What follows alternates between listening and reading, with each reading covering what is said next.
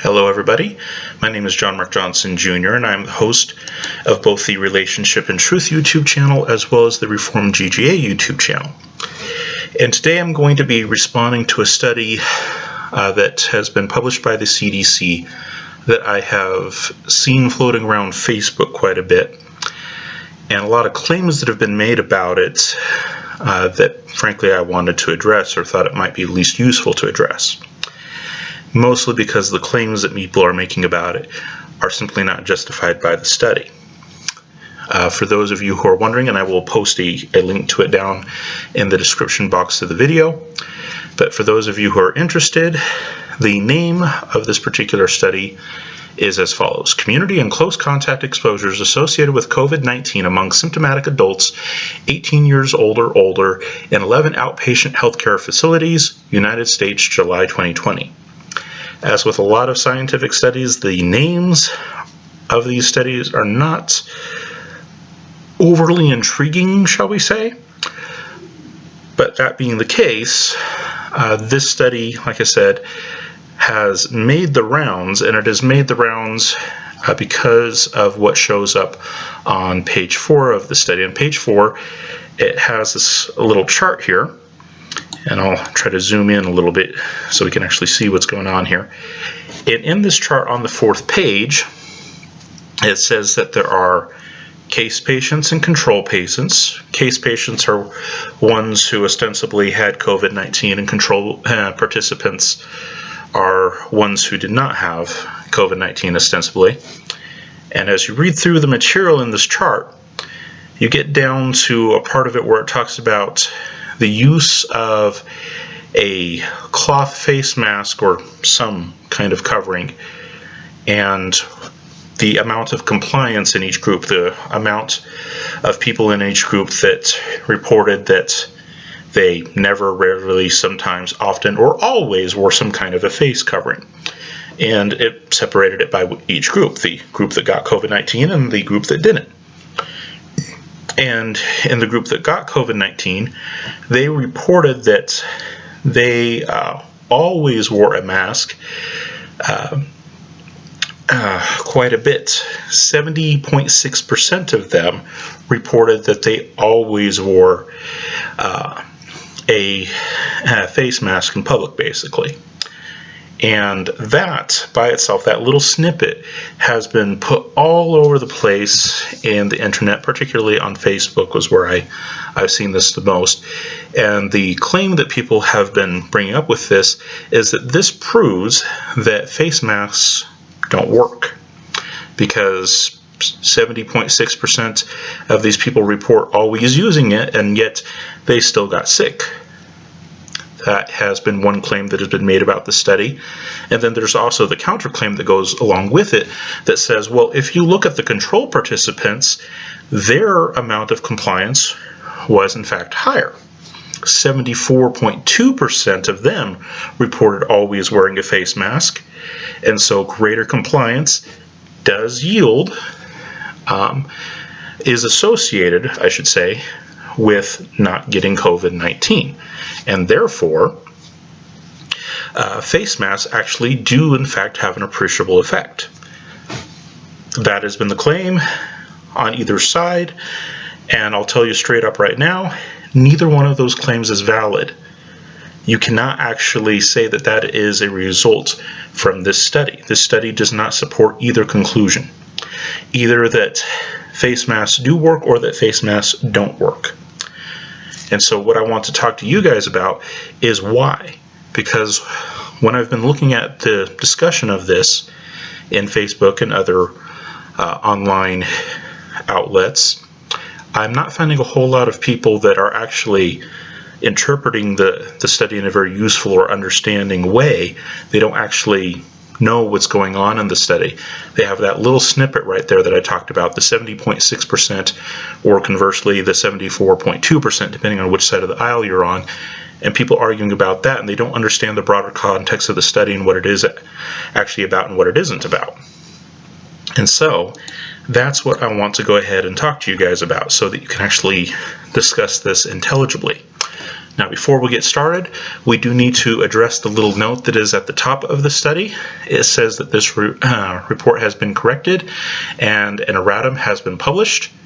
That erratum is here on this alternate page, and it just says that in the report, and it goes on to list the full name of the study, which is really long and fairly boring, and it says in the study, blah, blah, blah, on page 1262, and by the way, the page numbers that are given here are from the entire journal. I, of course, only have this section of the journal pulled up, and so it's just going to be a few pages long because that's all the article is, but it's a part of a much larger document, and that's why the page numbers are so high. But it says on page 1262, the email contact information has been updated to blah, blah, blah at cdc.gov. So the erratum that is here is not really material to the numbers or to their interpretation. So before you think that the erratum, might suddenly change everything that I'm going to say, it doesn't. Okay. So without further ado, let's go ahead and get into the study itself. What is the study? What happened? Well, having gone through the study, I'm just going to go ahead and summarize it for you. But like I said, I'm going to provide a link down in the description box, so please go through and read it yourself. Yeah, there is some technical information in there and some specific terminology and things like that are fairly specific to statistics and these kinds of studies. But you can get through it. You can read it.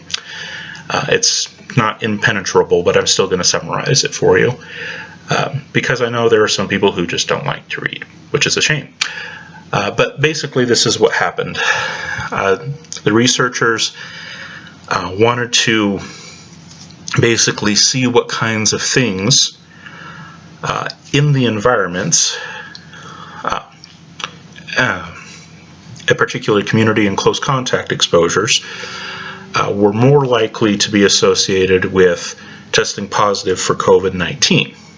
And so what they did is they contacted people who had gotten tested for COVID-19. And they separated the people into two categories. So these people had symptoms that caused them to be concerned, and so they went and got tested, and of course the tests come out either positive or negative.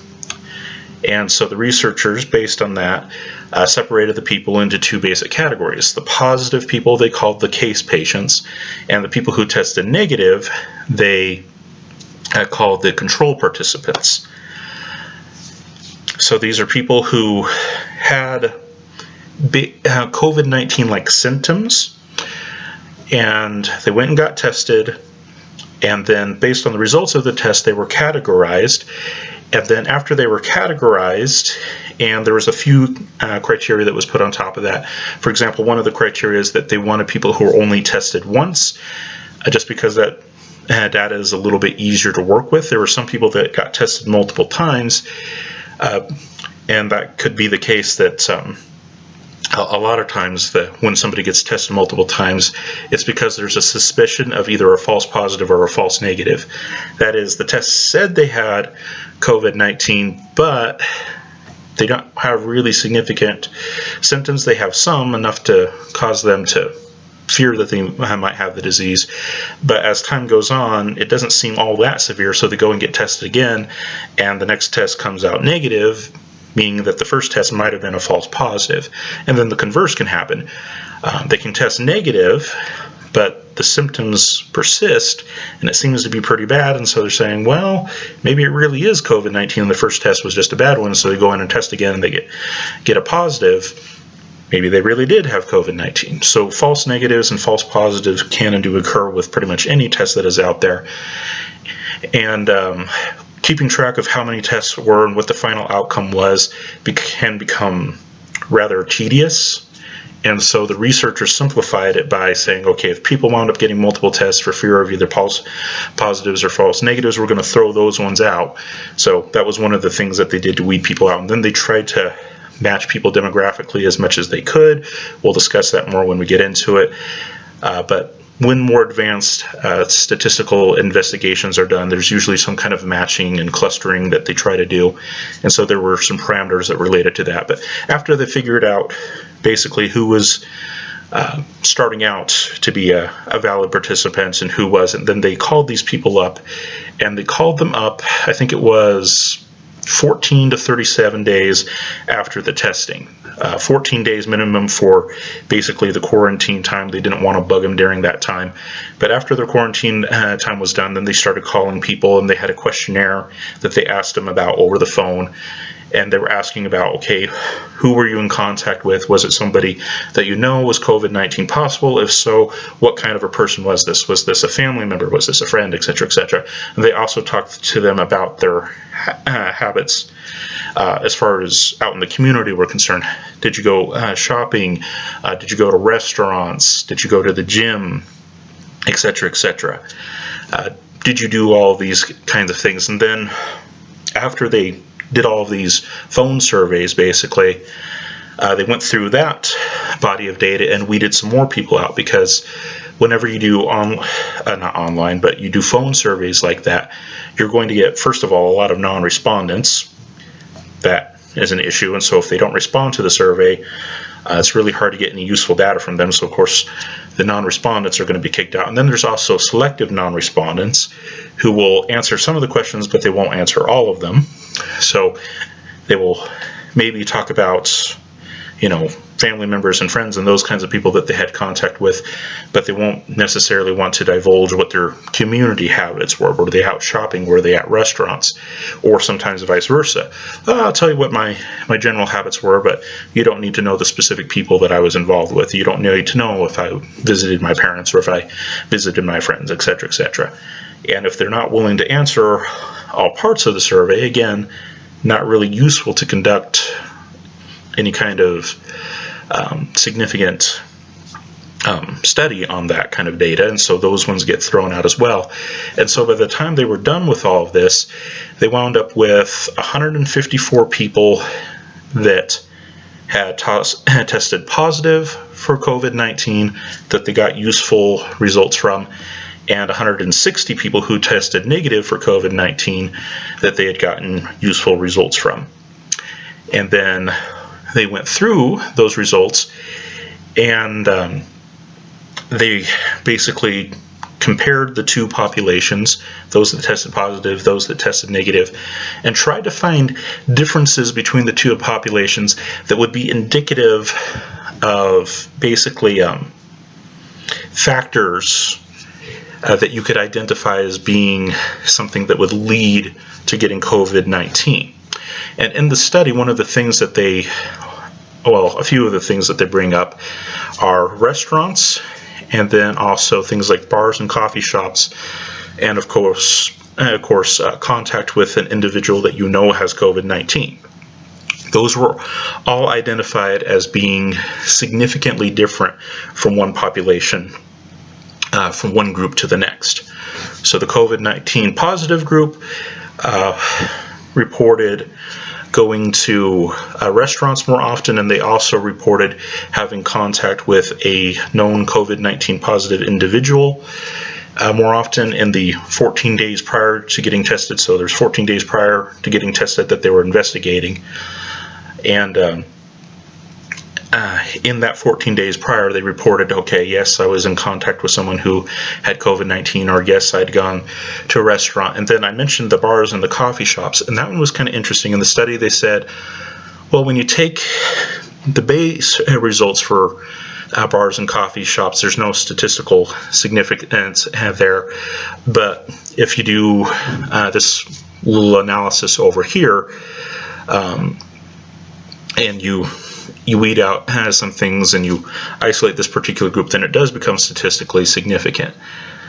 And so the overall result was that, we recommend that we be careful about, restaurants and bars and coffee shops, and of course having known contact with COVID-19 positive individuals was basically the outcomes of the study that was done. So in a lot of ways, a very straightforward study. But my problem with it is that it does not at all justify a lot of the claims that are out there online. In fact, I would argue that the claims that even that the study makes are not justified. And the reason for that, well, there's one glaring one in the title that should jump out to everyone as to why this study, frankly, is invalid. But ignoring the really super obvious one for a second, let's talk about the kind of data that is being used here. This is not objective data. This is not you have a researcher, a team of researchers going around following people and observing what they're doing and recording it as they do it. Instead, this is self-reported data. And self-reported data is usually not overly accurate. And then there are things that were being done on top of that that made this data even less accurate. So, for example, one of the things that they do is they contact people, says right here, they contacted the people 14 to 23 days after the date they received the testing, and the SARS-CoV-2 testing, COVID-19 testing basically. They say they contacted them 14 to 23 days afterwards, and they're asking them about the 14 days leading up to getting testing. So you have a span of time in there that is relatively immense. You're asking people to remember stuff that is 28 days, or in some cases more, if you're on one of the people that gets called on the 23rd day. And the reason why it took so long is you can't call everybody at the same day. I mean, there's literally hundreds of people that you're trying to contact and screen and do these surveys on. So getting it all done in one day with a limited number of researchers is relatively difficult. So you're asking them to remember stuff that happened 28 days ago or more.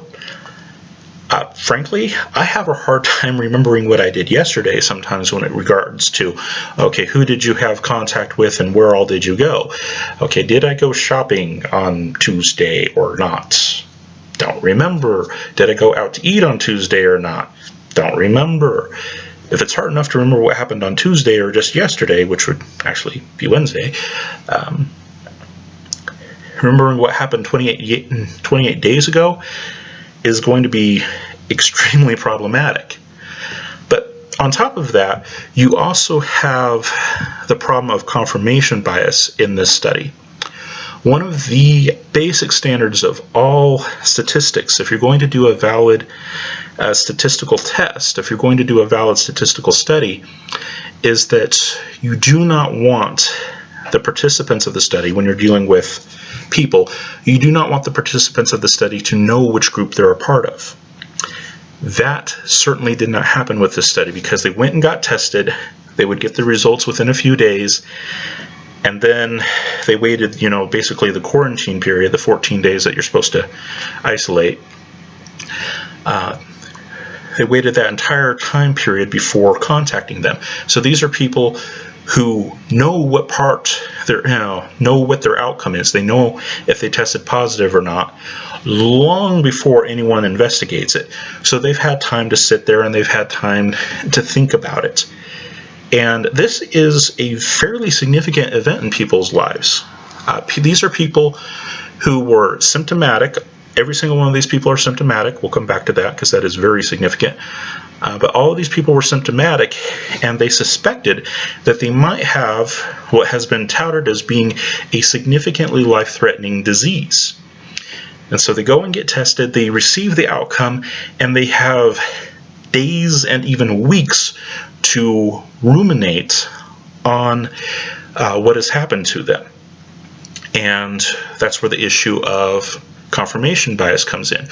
In statistical studies, you're not supposed to let the participants know what part, where they stack up in the study, whether they're the control group or not. You're not supposed to tell them those kinds of things. You try to shield them from that as much as possible. But these people definitely knew, and they had a long time to think about it. And that is going to influence their memory of events. This is just a hypothetical, but let's consider someone who tests positive, for example. They tested positive, they got this disease that is touted as being significantly life-threatening, and Basically, you could have the potential for people going through the process of self-grief. I have this potentially life-threatening disease. Now the people that I've contacted in the recent past have the chance of getting it from me.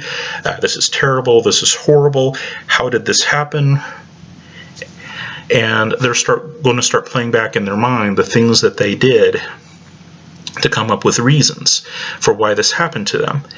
And frankly, most people, when it comes to blame, have a propensity to shift blame to other sources. So you have people who say, well, I did everything that I was supposed to do. I wore my mask, always or often. I did everything I was supposed to do, but,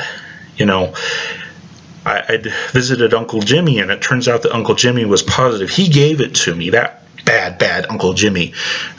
Or they say, you know what, I do remember going to a restaurant in there, and you know what, I've been told on the media that restaurants are bad because people aren't always covering their faces like they should. They've been told by the media and the world at large that masks are going to save you, and so they start going through their mind, where are the places where I've seen people not have their masks on, because I'm sure I got it from one of them. And it's like, oh, restaurants, people are eating, you can't wear a mask very well while you eat, and so that's got to be where it was. And I remember a lot of people in that place that didn't have their masks on. So yeah, I definitely remember going to the restaurant, and I know that that's where I got it from because the media's told me that's where I got it from, and I'm looking for some other place to put the blame. That is a very real kind of thing that can happen. And a lot of psychological studies that have been out there that talk about confirmation bias, and also things like the self-presumption of innocence kind of bias that goes on out there, would confirm that that is a very real possibility. People do that. People look to shift the blame to someone else, and they will pick the data points and report the data points that makes it look like something else other than them was to blame. And then you can have a kind of a converse situation occur. Let's say that somebody has symptoms, they're afraid that they have this deadly disease, they go and get tested, and it turns out they didn't. Well, then they're going to try to come up with explanations for it too, and they're going to, again, tend to favor the explanations that justify whatever their position is. Okay, I didn't get COVID-19. Why is that? Well, it's because I did what the media told me to do, and I always wore my mask. And the media says that going to restaurants is dangerous. And I don't really remember going to many restaurants in the time beforehand because I'm really good about that kind of stuff. And because I don't really remember it, that's probably why I didn't get COVID-19, is because I stayed away from the bad places. I didn't go to restaurants as much. Or if I did go to restaurants, I made sure I went to the ones where people were really careful about wearing their masks. Those kinds of confirmation bias things, and when something bad happens, you'll always want to shift the blame somewhere else. But when something good happens, you usually want to take credit for yourself. These are basic human tendencies. This study doesn't try to control for those kinds of things at all. In fact, it is set up in such a way that it encourages them. You let the participants know what group they belong to before you ever contacted them. And then there's also the issue of memory in there. You're talking about 28 days prior or more. And you've had people who have had a lot of time to think about these things and to place blame or to gain credit for themselves, etc., etc. That can definitely skew the results. The psychological framework of the people that are involved now is certainly not unbiased. They know what group they are in. They've already come up with explanations in their mind as to why they belong to that group. That is what is going to wind up coming out in the study. And that's the problem when you have self-reported data. Self-reported data is pretty much always the least reliable kind of data, partially just because people lie. People don't have perfect memories. And then there's also lots of weird psychological things that happen with people. Like I said, when something bad happens to someone, they're always looking for somewhere else to put the blame. When something good happens to someone, they want to take credit for themselves a lot of times. Those kinds of things make self-reported data incredibly unreliable. And you wind up with a situation very often, especially with something like this, where you get what some people refer to as the tail wagging the dog. I oftentimes refer to it as measuring yourself. Some people will call it societal confirmation bias, where you have researchers who have a suspicion that these particular behaviors are risky behaviors, and you have a population that has been told that these kinds of behaviors are risky behaviors. And so when you have researchers basically asking people about what behaviors they think were risky, which is essentially what's going on here, it's masked in layers of officialness, but essentially that's what you're doing. Well, they wind up repeating back what the authorities have already told them they should respond with. Contact with COVID-19 positive individuals is bad. Eating at restaurants and whatnot is bad. And one of the things I find really interesting about this study is that they had obviously prepared questions regarding the restaurants. They said regarding the restaurants and bars, what are the people who are involved in these places, the other people that you saw around you, did you notice that they were wearing their masks often or infrequently and stuff like that? They had prepared questions for those, but there's no indication in the study that I saw that indicated that they asked those same kinds of questions about other things that were on the list, like shopping or when they were at home gatherings, whether it be small home gatherings or large home gatherings. They had both on the list, or at gyms and those kinds of things. The researchers seem to have in their mind that the restaurants and bars were going to be a problem. Now, it could be that the questionnaire included more stuff and it just simply didn't wind up in the report. But I see nothing in the report that indicates that they asked those kinds of follow-up questions about the other areas. So very clear confirmation bias there, I would say. Unless somebody can provide me with the actual questionnaire that was used and say, no, they asked these follow-up questions for every single one, but I didn't see that in their description of what they did as far as the questioning was concerned. It didn't seem to be an issue. Didn't seem to be a part of the design process. But that's what you have. You have self-reported data of people who know what category they belong to and have had a long time to think about what category they belong to. And so when they respond with differences and similarities, what you get here for the most part isn't overly surprising given the societal biases that we have right now. Lots of people suspect that restaurants are bad places, and it seems kind of like the researchers were kind of leading in that sense. They were expecting that result. And so you wind up with the case patients, the COVID-19 positive patients, reported that they ate at a restaurant.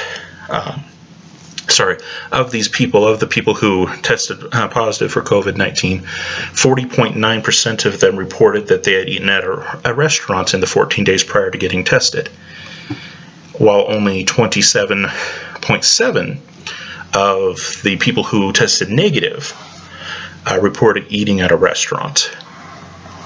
How much of that was that self-explanation process that I explained before, and trying to place blame on others or accrue credit for yourself? I didn't get it. I wound up being negative because I'm really safe, because I avoid the bad places like restaurants.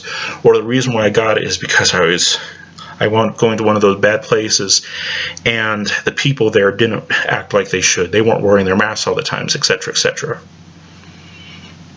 A lot of this, like I said, can be easily explained as confirmation bias, and given that the study didn't do anything to try to prevent that kind of confirmation bias, it invalidates the results.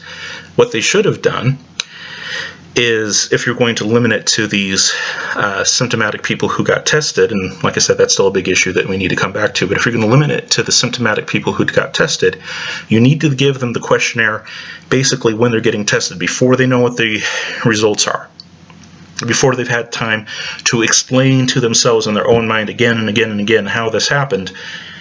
And also, where it's still fresher in the mind, instead of a whole month later, just a couple of weeks later, you're going to have more consistent results with reality. But what would be better still is to actually follow a random group of people around and make it sufficiently large so that you can see what outcome is where. But that wasn't done here. Now, as to the data point that is in contention, if you will, that a lot of people are talking about, that always wearing the mask thing, like I said, that result there could easily be the result of that self-justification process as well. People are not apt to blame themselves. So the people who got COVID-19 are going to say, no, I did everything that I was supposed to do. I really did wear my mask really often. There's not a whole lot of people who are going to admit to doing what they were told not to do. So how many people said that they never or rarely or sometimes wore their masks?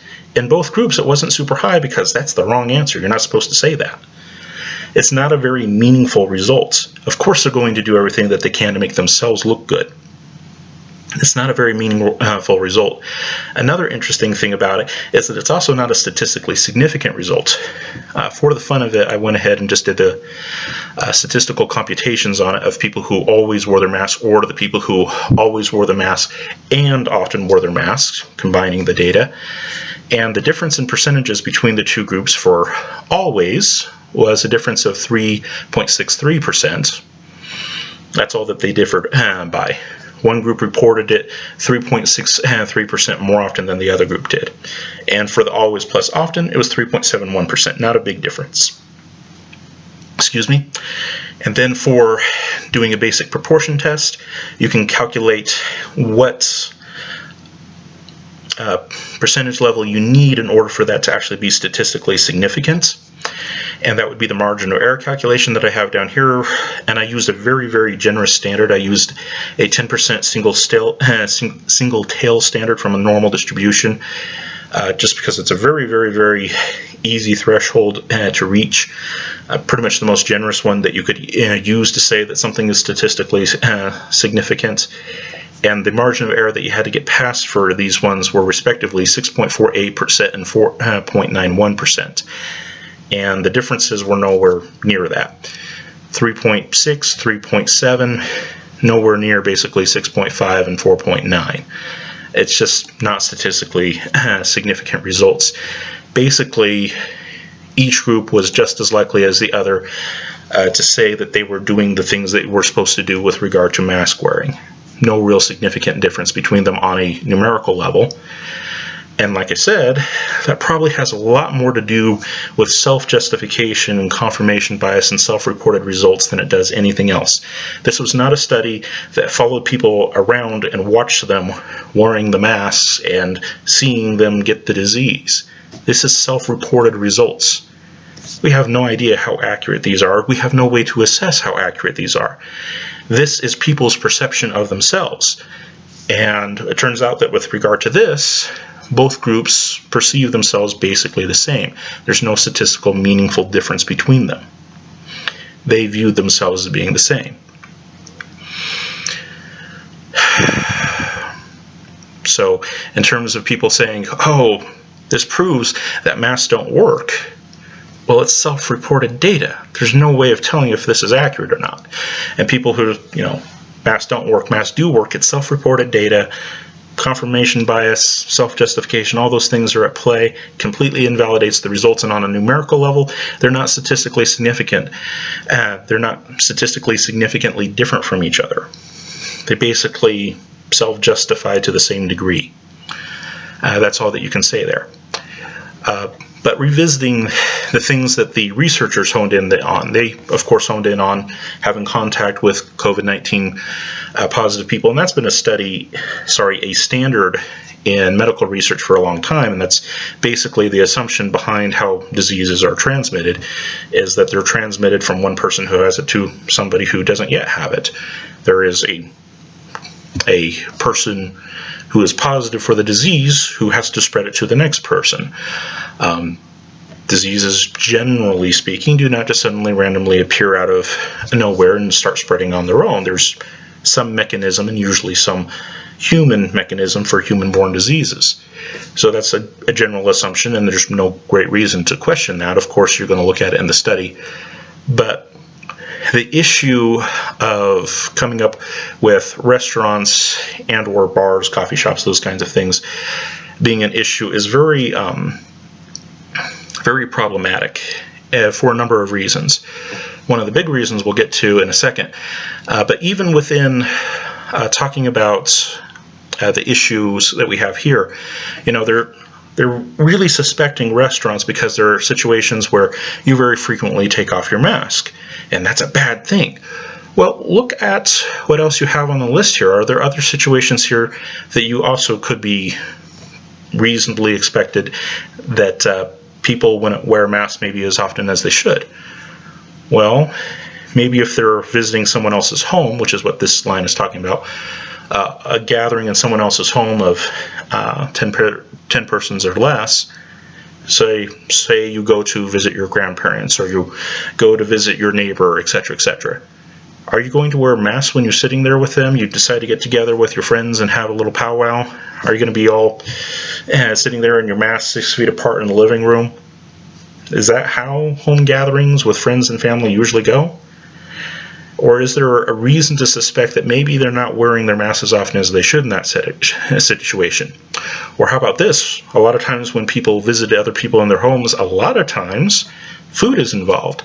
Hey, we're going to go over to so-and-so's for dinner. And guess what? You're probably not going to be wearing your mask for dinner. Cut a little hole for a straw and just turn everything into a smoothie. I don't think that's how people would do it. There's reason to believe that they went in that situation, but there wasn't a statistically significant difference between the groups when it came to home visits that were small or home visits that were fairly large. No statistical significant difference there. And then also, with regard to the bar and coffee shop thing, the base numbers were actually not statistically significant. In order to get those to be statistically significant, they basically had to cut out some data points to make the differences grow more so that they could get statistically significant results, and the study talks about it. Well, initially when we did it, these weren't significantly different, but when we cut out some data points, then it did become statistically significant. First of all, that says that there's probably a bias in the researchers that are looking for differences, which is not a good thing for researchers to do, to try to come up with reasons why this is a bad thing or a good thing.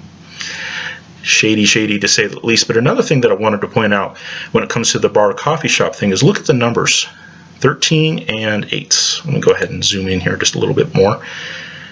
So bar or coffee shop, one group had 13 people that reported going to a bar or coffee shop, and the other one had 8 people that reported going to a bar or coffee shop. In statistics, whenever you're dealing with very small numbers of an observed outcome, you're supposed to be very suspicious of any results that you would get from those numbers. The general rule of thumb is that you need at least 10 outcomes in order to get statistically significant and reliable results. Not just statistically significant, but reliable results. Okay, you can have a study. Here's an example. Let's say that there is a study that is done by the Republicans, and they go out and they ask a bunch of people, do you hate people of the other party? And on the questionnaire, asking people how much they hate members of other parties, they have a question of, would you kill somebody of another party if you knew that they belonged to another party? And let's say they did a study that involved 100 Republicans and 100 Democrats. And in the study, they found out that the Democrats were twice as likely to want to kill a member of the opposite party as the Republicans were. Well, if you say it like that, it sounds pretty significant. Man, those Democrats, they're absolutely evil people. But if you go back into the study and you find out that when asked that final question, would you kill somebody of the opposite party if you knew that they belonged to the opposite party, you find out that of the Democrats, 2 of them said yes to that, and of the Republicans, 1 of them said that. Well, 2 is twice 1, but when you have such a small number of observations, 1 versus 2, are you actually going to be accurately picking up the real difference in the total population? Let's say that the real difference in the total population is actually the same for each group. It's 1.5 persons willing to kill someone of another party per every 100. Well, if you're only sampling 100 people, you can't have 1.5 people saying that they're willing to kill someone of another party. So what's going to happen in the sample is you're usually going to get something on either side of that. You'll get 1 or you'll get 2. It seems like a really big difference as far as a proportion is concerned. Democrats are twice as likely to want to kill you as Republicans are. Well, if you extend that study out to more people, let's say you do it out of 1,000 people instead of just 100, you would, and the true population statistic is 1.5 for every 100. Well, if you ramp that up to 1,000, that's 15 per every 1,000. And so you do your sample, and it turns out for Republicans it's 14, and for Democrats it's 16. Well, those numbers don't look quite as drastic compared to each other anymore. And it's because you have a greater number of observations of that outcome. In each case, you have more than 10, and you have a big enough sample as a whole to actually still make that a meaningful proportion. And so when you're comparing 16 to 14, you get a more accurate representation rather than 2 versus 1. Well, in this study, they had relatively few numbers in each group. 154 people who tested positive and 160 people who tested negative. And when we're talking about the bar issue, you have 13 and 8. That's right around that whole 10 observations limit that most statisticians use. They should have said, we're really suspicious of these results because one of the groups was below that 10 observation threshold, and so we don't really want to hang our hats too much on it, but they don't. Instead, they actually wind up finding an excuse to cut out some of the data so that they can say, no, this is statistically significant, even though it's actually not statistically valid. And that's one of the weird things about statistics, is you can do a test for statistical significance on any group of numbers you want, but that doesn't mean that it's statistically valid. They obviously didn't check for that here. They should have. An observed number of cases of any given outcome that is 10 or less is something you should be really suspicious of. Where in the what they call their control participants, you only had 8. I should really call that in the question, but that's not where they went. And then another issue that we have here as far as the whole, they very clearly have a bias towards the restaurants. And there's other situations that are listed here that would seem to have incidents of taking off masks, like home gatherings that could include food, things like that. Another issue that you have here is that they did, in fact, look at some of the demographics behind these people, and the two groups were demographically distinct. For example, the people who tested positive, their ages on the whole tended to be higher. You had more people who were in the 45 to 59 category, for example, and in the control participants, the people who tested negative, there are significantly more people who are in the 30 to 44 category. So demographically, the people who did not test positive were younger. So the result that we see in these people being positive versus negative, is it because of going to restaurants or not? Or maybe it is actually an age issue. Another issue was ethnicity. The people who tested positive were more likely to be non-white. Is that an issue? White people are genetically disposed to not getting the disease. Is that a possibility, rather than restaurant use or not? It's a possibility that the researchers don't really explore all that much. They admit that there are problems with the statistics, like there are in every group, yada yada yada. They make a lot of the basic blanket statements that you'll find in a lot of studies, but they don't hone in on those specifics. But that actually isn't what worries me the most. What worries me the most is right there in the title: community and close contact exposures associated with COVID-19 among symptomatic adults. I mentioned that I was going to get back to this. Symptomatic adults, meaning that they had symptoms of COVID-19, and you look at the CDC's website and other places that mention what these symptoms are, and they're basically flu or cold like symptoms, meaning that these people had symptoms of a disease, and a disease that was either COVID-19 or something that had a manifestation to it that was similar enough to warrant getting tested. Think about that for a second when it comes to trying to identify risk factors. Now, one group of risk factors, the whole contact with people who had COVID-19, well, as I mentioned before, that's kind of expected with any disease, is that contact with an infected person is more likely than non-contact to result in being infected with that given disease. But if I'm looking for particular environments in the community that are especially dangerous, looking for a difference among diseases that manifest the same symptoms that are probably caused by more or less the same thing doesn't seem to make a whole lot of sense anymore.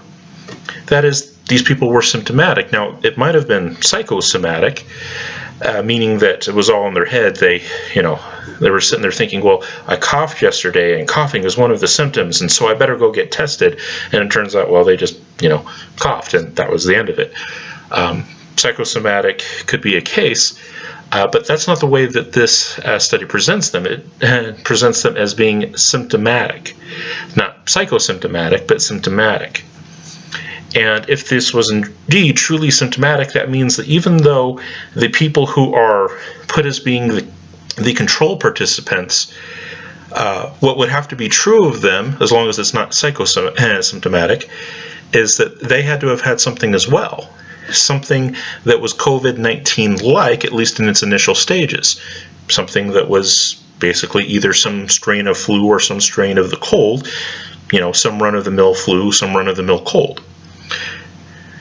And all of the medical literature that we have on those kinds of diseases, most of them, if not all, are viral, and they tend to be spread the way that most viral diseases are spread, and that is through infected fluids from a diseased person, and especially fluids that are associated with the mouth and eyes and nose.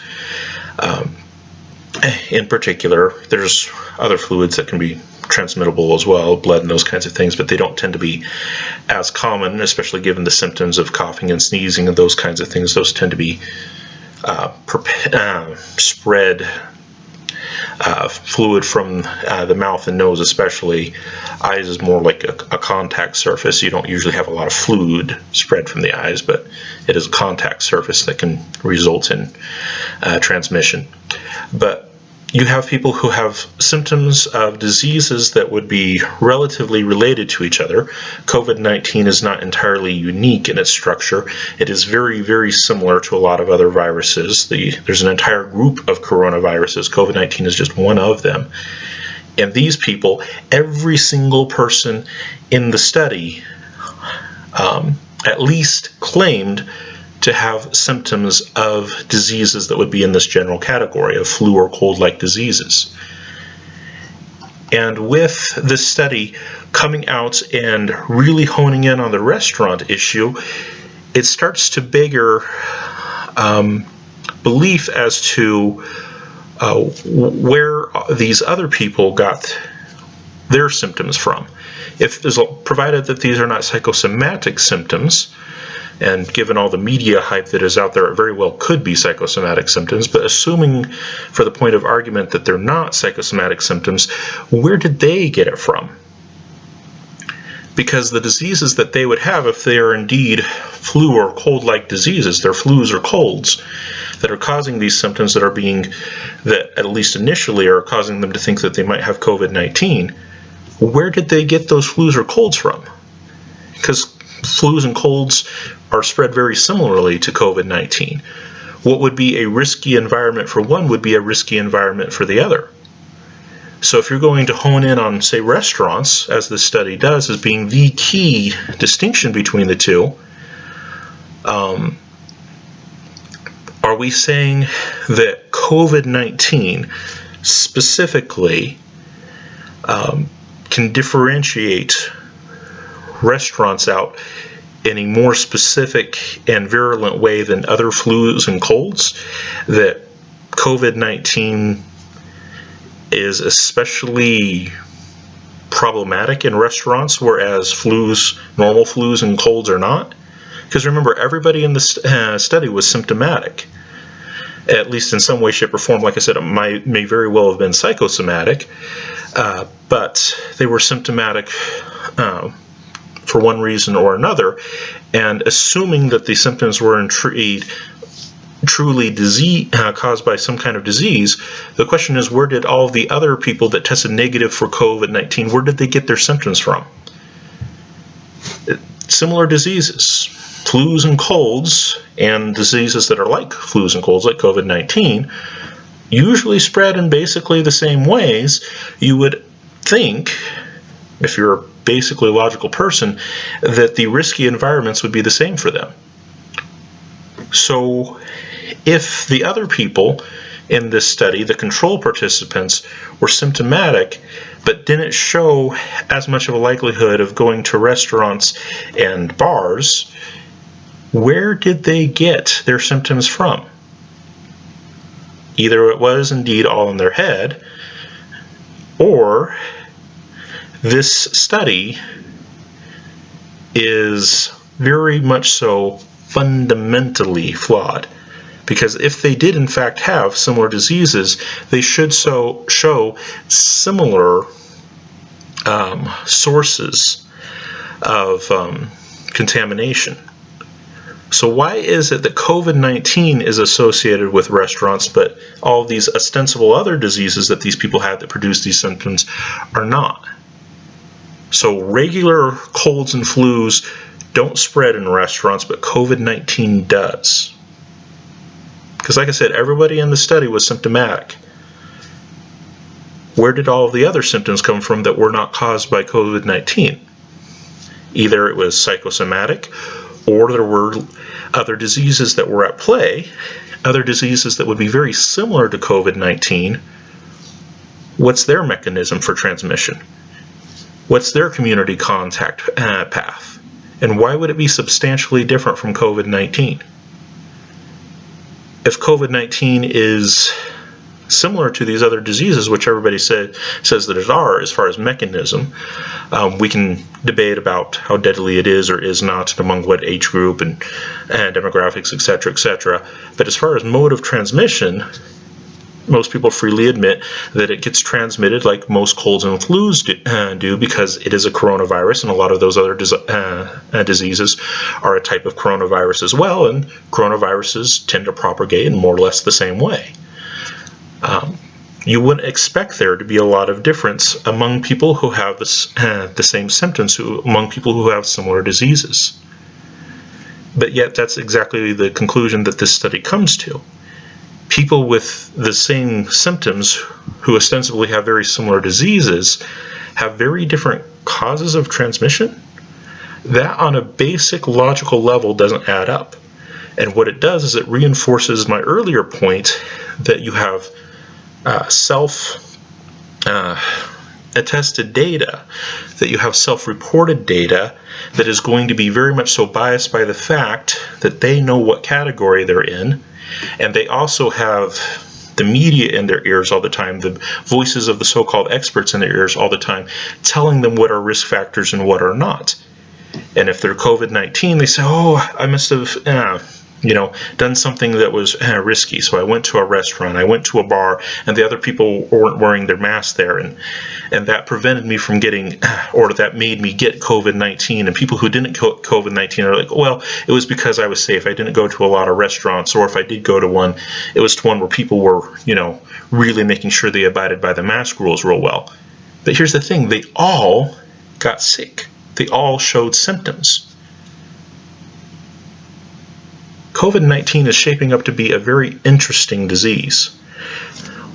And just as a side note, I find it very interesting that the researchers felt confident in waiting 14 days before contacting anybody.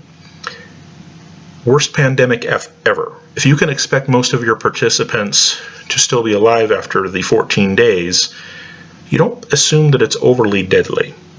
You're not functionally assuming that it's overly deadly. Just saying. Worst pandemic ever. But back to the main point here. Everybody is symptomatic with similar diseases that are spread ostensibly by similar mechanisms, and yet they're saying that the community contact points were significantly different for significantly similar diseases. That does not make any logical sense whatsoever. This is a very clear case of bias on the part of the researchers and bias on the part of the participants in the study. They're told if they have COVID-19, it's because you're engaging in risky behavior. But if you get something else, well, then it wasn't because you were dealing with risky behavior, even though those other things that could explain those symptoms would have had very similar mechanisms of transmission. It doesn't make any sense for similar diseases producing similar symptoms to be this distinct. Why would COVID-19 be especially problematic in restaurants, whereas other diseases wouldn't be? It doesn't make sense. If everybody is symptomatic, and assuming that it's not symptomatic, then you would expect the mechanisms of transfer to be similar, not dissimilar. What they should have done, among the many list of things that they should have done, for their control, they should have used people in the population who felt no need to get tested, who were living life normally, who had no reason to suspect that they were sick at all.